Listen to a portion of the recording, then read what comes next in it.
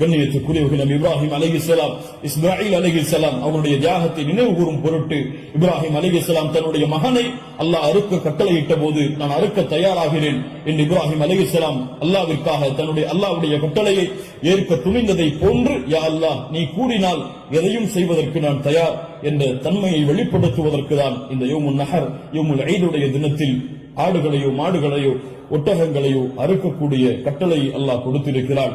இது ஒரு சடங்காகவோ சம்பிரதாயமாகவோ இல்லாமல் அல்லாஹ்விற்காக செய்யப்படக்கூடிய வணக்க வழிபாடாக எண்ணி இன்று நியத்து வையுங்கள். அல்லாஹ் எனக்கு கொடுத்த செல்வத்தின் அடிப்படையில் இன்ஷா அல்லாஹ் இதை நான் விசாலப்படுத்துவேன். என்னால் எவ்வளவு முடியுமோ அவ்வளவு அல்லாஹ்வுடைய பாதையில் அறுத்து பலியிட்டு ஏழைகளுக்கும் நானும் அதிலிருந்து உண்பேன். கண்ணியத்துக்குரியவர்களை சிறந்தது என்னவென்றால் நாம் வாழக்கூடிய இடங்களில் அறுத்து பலியிடுதல் தான் சிறந்தது.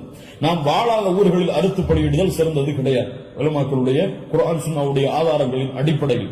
அதனால் நாம் அறுத்து முழுவதுமாக நாம எடுத்துக் கொள்ளலாம், அல்லது ஏழைகளுக்கு முழுவதுமாக கொடுக்கலாம், உறவினர்களுக்கு முழுவதுமாக கொடுக்கலாம்.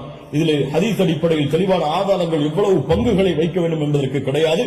ஆனால் 3 பங்காக வைத்து கொடுக்கப்பட வேண்டும் என்பது ஹதீஸ் கலையிலே ஹதீஸிலிருந்து இஜ்திஹாத் அதை ஆய்வு செய்து முடிவெடுத்த உலமாக்கள் இப்னு கையிம் போன்றவர்கள் 3 பங்காக அதை வைத்து பங்கிட வேண்டும் என்று விளக்கம் சொல்கிறார்கள்.